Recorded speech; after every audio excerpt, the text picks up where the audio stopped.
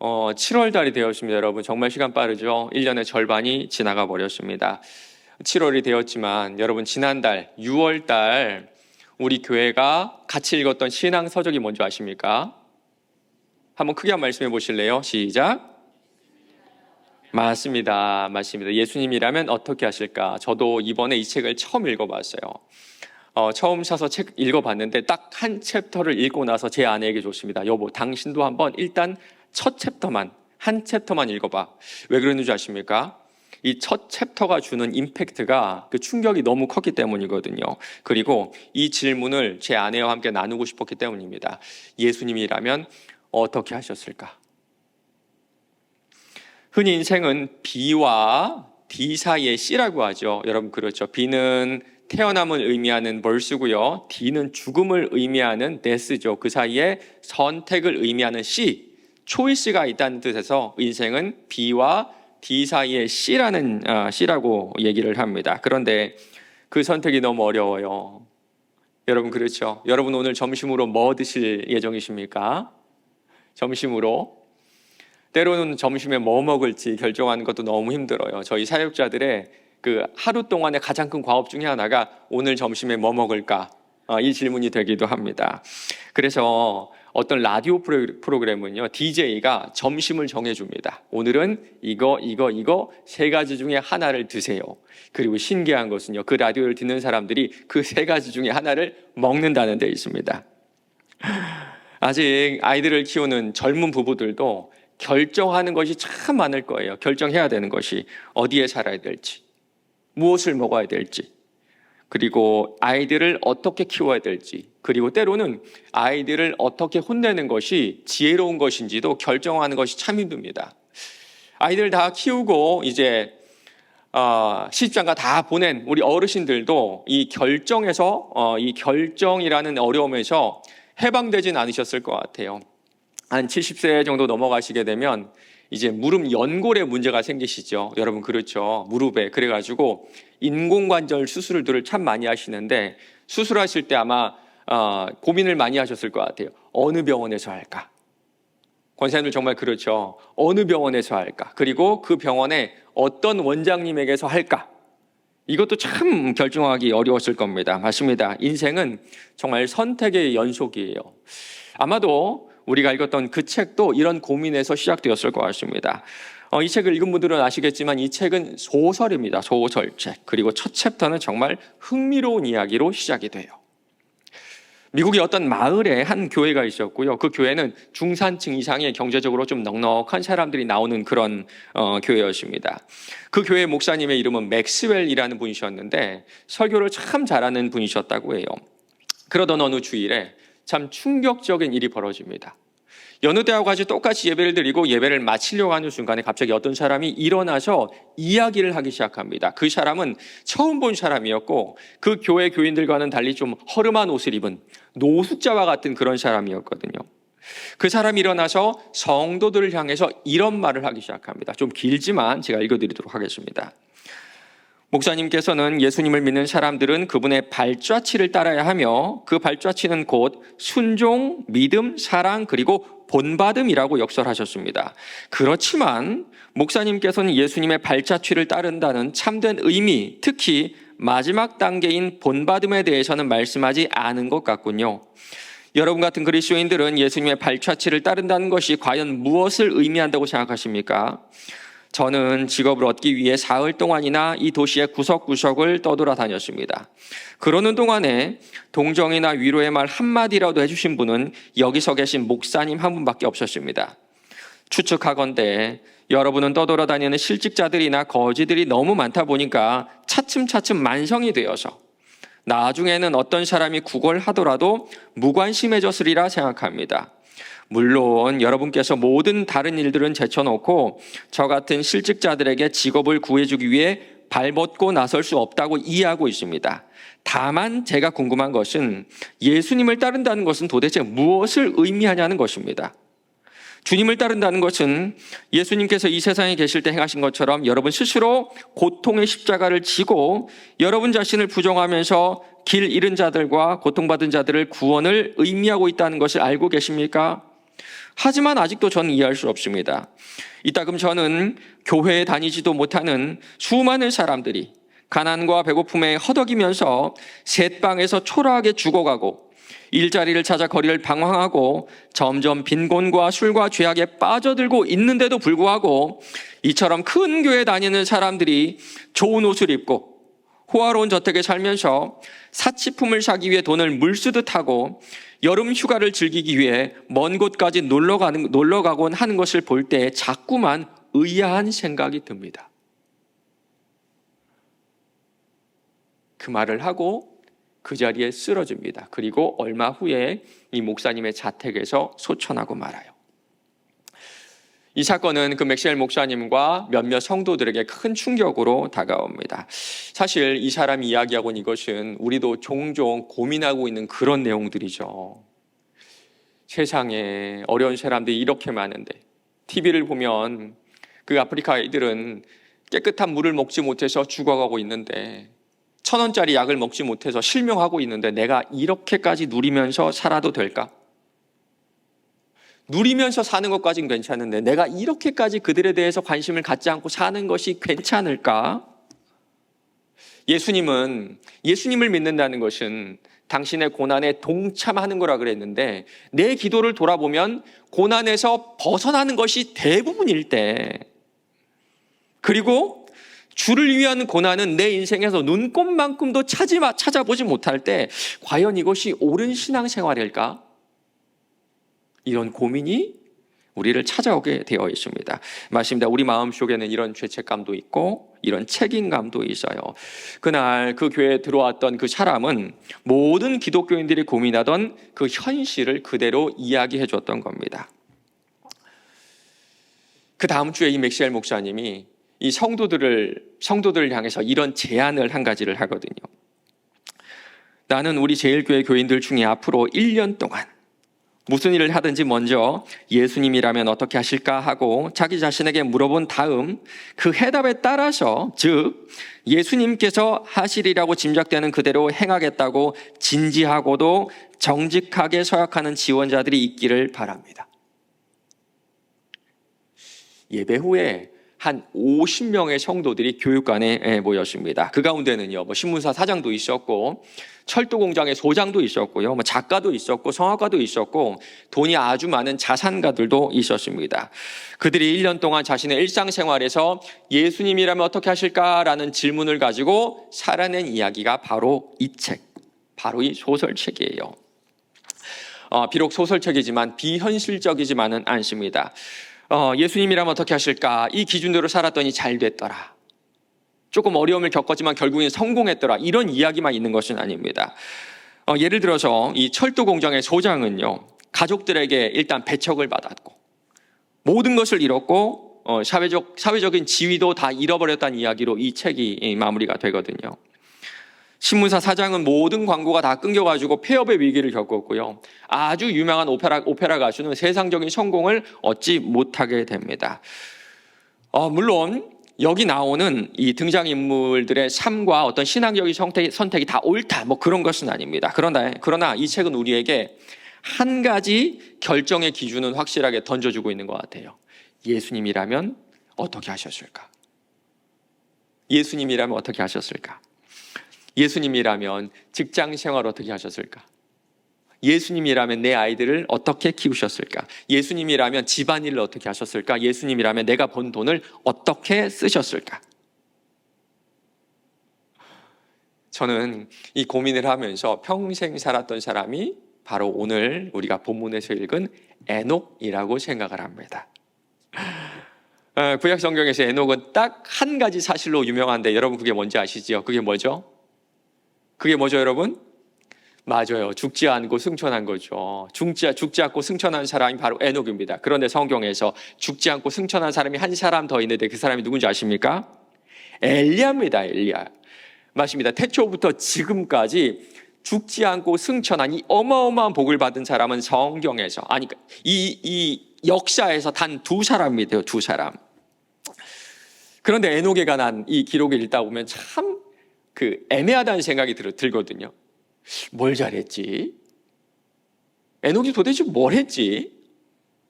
그 엘리야에 대한 이야기를 읽다 보면 그럴만하다라는 생각이 들거든요. 엘리야는 아합하고도 이세벨하고도 담대하게 싸웠잖아요. 그리고 갈멜산에서 850대 1 어마어마한 전투를 해냈던 사람이 바로 엘리야입니다. 엘리야. 그리고 이 사건이 다가 아니에요. 수많은 기적을 행했고 결국에는 불병과 함께 하늘로 승천하는 그 놀라운 어떤 복을 경험하게 되는데요.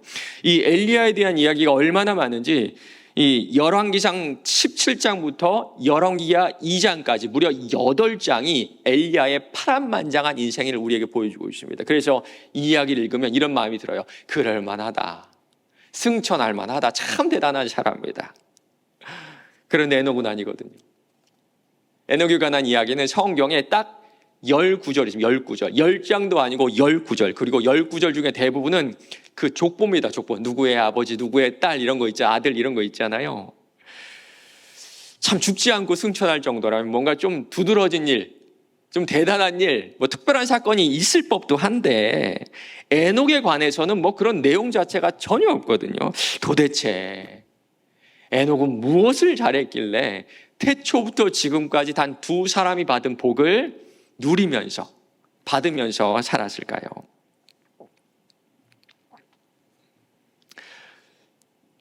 예전에 한 2년 됐나요? 저희 가족들하고 1박 2일로 강원도 쪽에 여행을 갔거든요.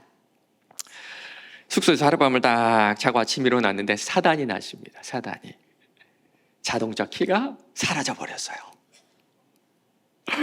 체크할 시간은 다가오죠. 그 이후에 일정은 다 계획되어 있고 다 예약되어 있는데 도무지 차 키가 보이질 않는 겁니다. 어떤 책에 보니까 이런 경우에 한 6가지 단계를 거친다고 해요. 첫 번째 단계는요, 논리. 지나온 과정을 살핍니다. 지나온 과정을 논리적으로 살펴요. 내가 지나왔던 그 장소를 역순으로 돌아가면서 자동차 키를 찾는데요. 찾았을까요? 못 찾았을까요? 못 찾았습니다. 2단계는 자책이라고 하네요. 자책. 차 키를 잃어버린 제가 얼마나 어리석게 느껴지는지, 얼마나 바보처럼 느껴지는지 제가 아무도 없는 데서 제 머리를 여러 번 쥐어박았어요. 이 바보야, 왜 그것도 못 챙기냐. 3단계는, 세 번째 단계는 짜증입니다. 짜증. 시간이 지날수록 얼마나 화가 나든지. 그리고 이제는 남 탓도하기 시작합니다. 애들을 불러가지고, 야, 네가 지웠지. 너희가 가지고 놀다가 없앴지. 그리고 이런 억지도 부렸거든요. 너네가 정신없게 가지고 지금 아빠가 지금 못 찾는 거야 라는 억지도 아이들이 부렸던 것 같아요. 4단계는 절박함. 체크아웃 시간도 얼마 남지 않았고요. 다음 일정도 착착 기다리고 있어요. 30분 단위로 다 계획해 놨는데 이 차키를 찾지 못하면 앞으로의 모든 일정, 모든 예약을 다 취소하고 하루를 망쳐야만 되는 겁니다. 5단계는 마지막 몸부림이라고 하네요. 다시 한번 호흡을 가다듬고 스스로에게 별일이 아니라고 얘기합니다. 그리고 지금부터는 기도를 하기 시작해요. 하나님, 제 눈을 밝혀주셔서 차키를 찾게 해주세요. 그런데 찾았을까요? 못 찾았을까요? 못 찾았습니다. 못 찾았어요. 기도를 해도 못 찾았어요. 마지막은 절망입니다. 절망. 끝났다. 나 이제 안 찾을 거야. 망했다 하고 그냥 소파에다가 그냥 저를 그냥 이렇게 제 몸을 던져버립니다. 1박 2일 동안 즐거웠던 모든 기억들은 다 사라져버리고 모든 것이 원망스럽게 시작했어요. 괜히 여기 와가지고 괜히. 그리고 가만히 있는 제 아내에게도 화를 내기 시작했습니다. 왜 당신이 여기 오자고 해가지고 이런 사단이 벌어지게 해? 물론 말로는 하지 않고요. 생각으로만 그렇게 했어요. 그리고 그 다음 단계가 하나 있는데 뭔지 아십니까? 다시 1단계. 논리적으로 다시 한번 제가 왔던 그 장소를 역순으로 찾아가기 시작하게 됩니다. 그리고 15분 후에 차 키를 찾았는데 여러분 어디 있었는지 아세요? 차 안에 있었습니다. 차 안에. 제가 어젯밤에 차 안에 뭔가를 가지러 가면서 차 키를 차 안에 두고 나와버린 거예요. 안도의 한숨을 쉬고 아이들과 아내에게 정말 미안하다라고 진심 어린 사과를 하고 그곳에서 돌아오게 되었습니다. T.C. 워렌이라는 작가가 있는데 이 사람은 일상생활에서 우리가 겪는 수많은 감정의 폭발들을 이렇게 설명하거든요. 분노, 불평, 자책, 저주, 의심, 절망 안에서 겨우 몇 분이지만 내가 얼마나 통제력을 쥐려 했는지, 실제로는 나의 통제력이 얼마나 보잘것없는지 엿보았다. 그리고 통제력의 부재 속에서 꼼짝없이 스트레스에 사로잡힌 숨기고 싶은 내 안의 모습들이 잠시 드러났다. 여러분 단기 선교 가보셨나요? 단기 선교 가보신 분도 있죠. 그렇죠. 얼마나 기도 많이 하는지 모릅니다. 참 기도를 많이 해요. 그래서 그런지 좀 문제가 생겨도 대부분은 그냥 넘어가게 됩니다. 선교 가서도 그렇고 가기 전도 그래요. 가서 화장실이 좀 불편해도, 잠자리가 좀 불편해도, 평소에는 좀 화내고 짜증낼 수 있어도 그냥 넘어갑니다. 그럴 수 있지. 에이, 그럴 법하지. 그럴 수밖에 없지. 중간중간에 어떤 문제가 생겨도요, 화내거나 짜증내지 않아요. 도리어 사탄이 우리를 공격하려고 지금 이 틈을 들어오는구나. 더 경계하고 더 기도하고 그러지 화내거나 짜증내지 않아요. 그런데 우리가 평소에 겪는 문제에 있어서는 어떻게든 이런지 쉽게 짜증을 내고 쉽게 화를 내죠. 가족들의 문제를 한번 생각해 보죠. 가정의 문제들. 우리가 배우자에게 화를 내는 문제들을 보면요, 대부분 사소한 문제들입니다. 큰 문제들이 아니에요. 내 배우자가 부정을 저질렀다든지, 내 배우자가 도박을 해서 가정경제를 망쳤다든지 그런 것들은 아닙니다. 아이들을 키울 때도 화가 많이 나는데 돌아보면 거의 다 대수롭지 않은 그런 일들이 반복되는 경우가 대부분이죠. 그리고 피곤하거나 바쁠 때 훨씬 더 짜증내거나 화를 내기 쉬운 것 같습니다. 그 가운데 우리 속에 숨겨져 있었던 분노, 불평, 자책, 저주, 의심, 절망이 고스란히 드러나요. 우린 이때마다 상황 탓을 하고 사람 탓을 하거든요. 그렇죠? 지금 이 상황이 그럴 수밖에 없어서 그래. 내 남편이 다 남편 잘못이야. 아이들이 아직 좀 미숙해서 그래. 어쩔 수 없었어. 그런 얘기를 하거든요. 그리고 우리 이런 얘기를 하죠. 이게 한두 번이야. 여러 번 반복돼서 그런 거지. 내가 당신이 처음 그랬다고 그래? 여러분 그렇죠? 지금 다 공감한 얼굴이신데.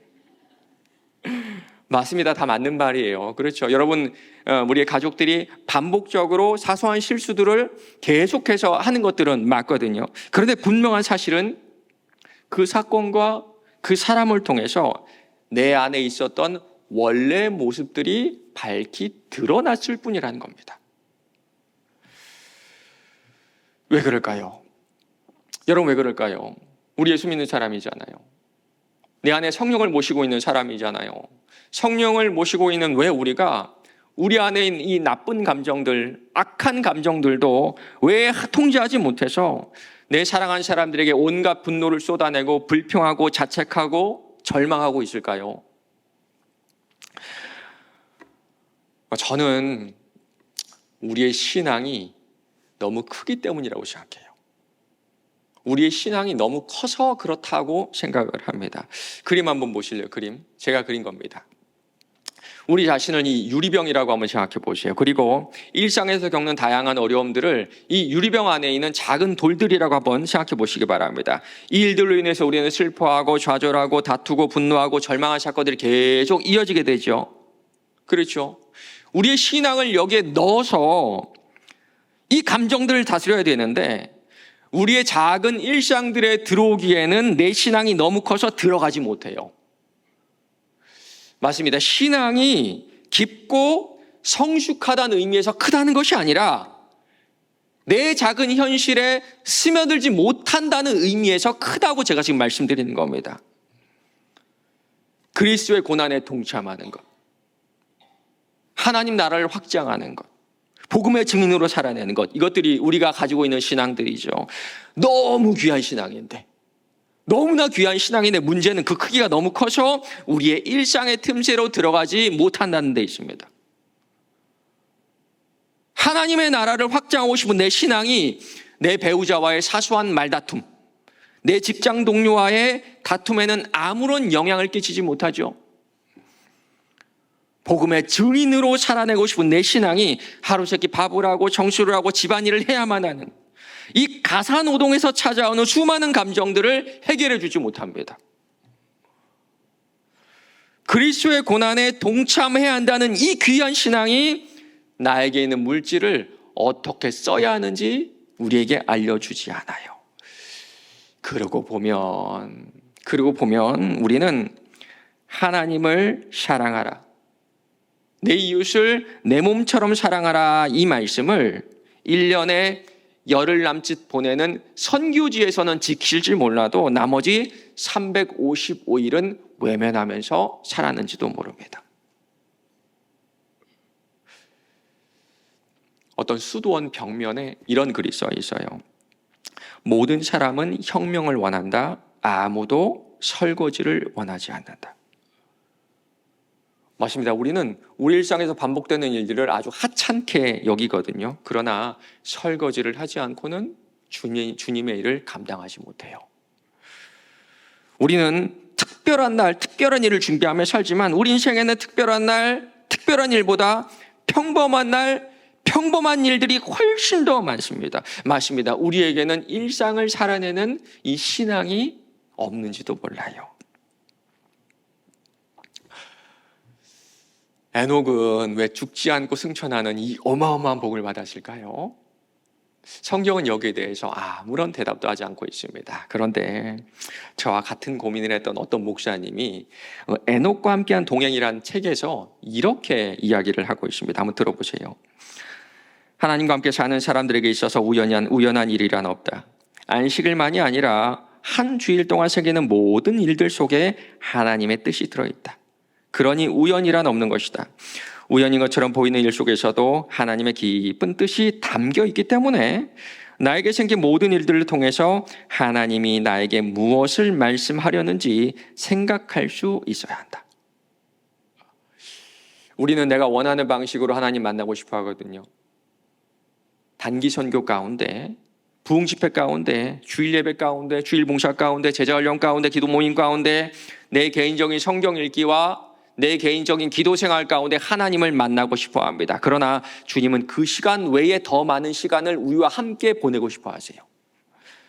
빨래하는 시간, 밥하는 시간, 직장에서 하나님과 전혀 관련 없어 보이는 일을 하는 그 시간, 운전하는 시간, 마트에서 물건을 사는 시간, 아이들을 먹이고 입히고 재우는 그 시간이 사실 내가 주님을 만나기 원하는 시간보다 훨씬 더 많고, 주님은 그 시간을 통해서 우리와 만나고 싶어 하세요.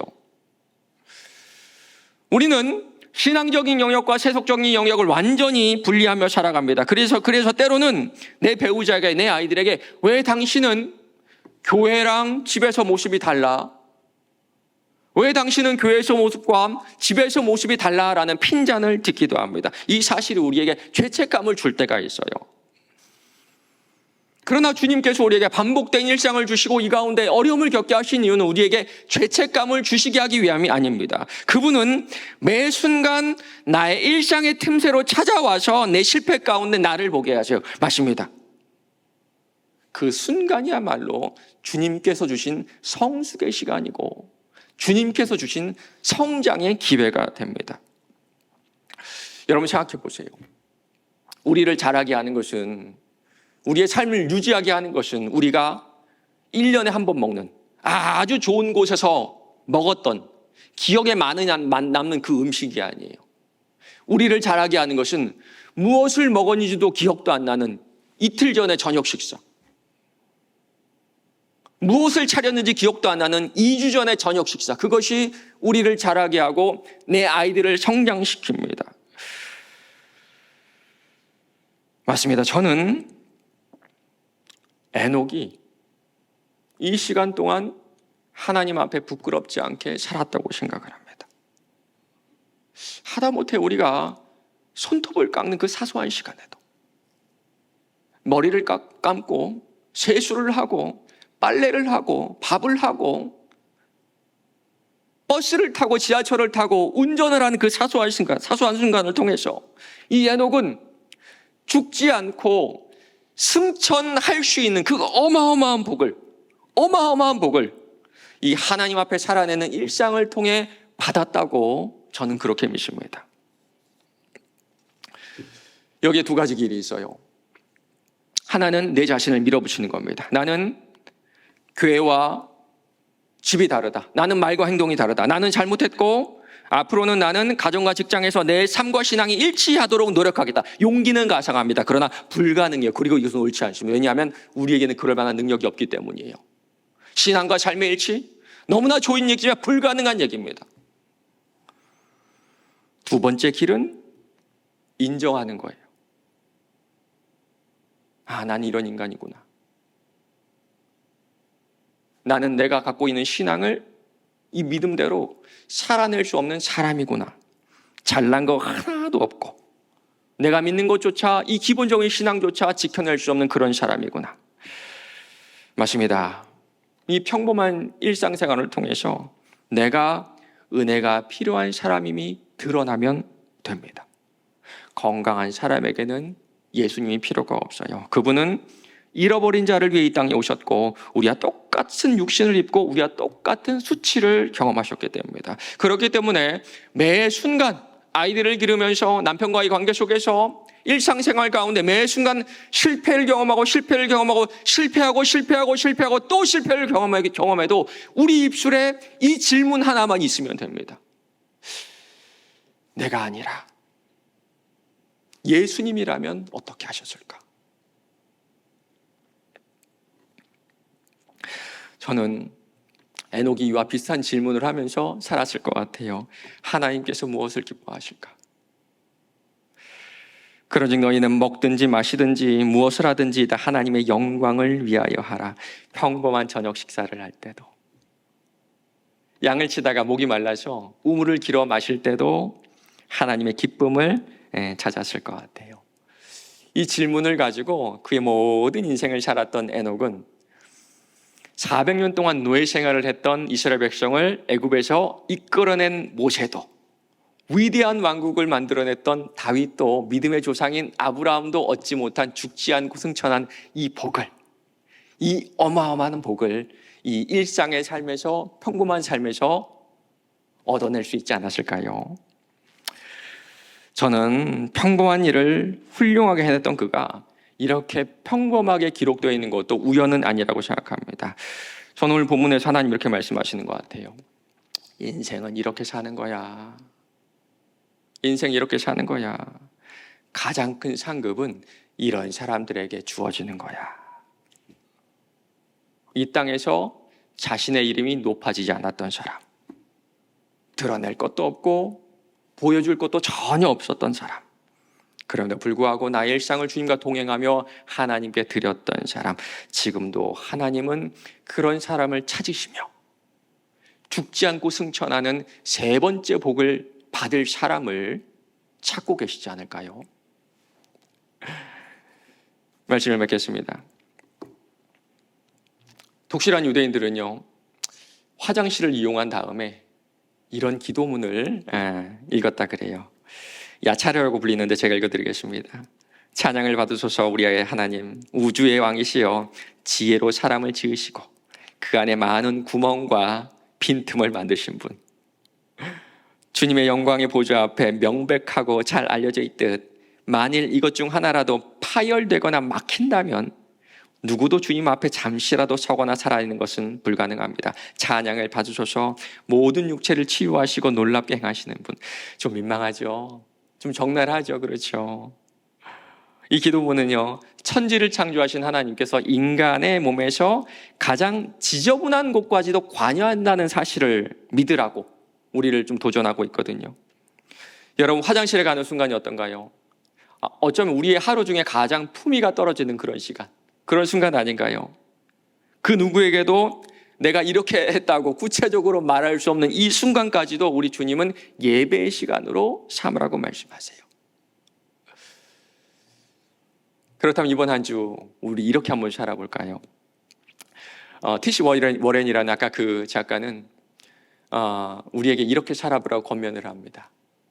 이를 닦는 시간을 한번 이렇게 사용해보라. 이를 닦는 시간.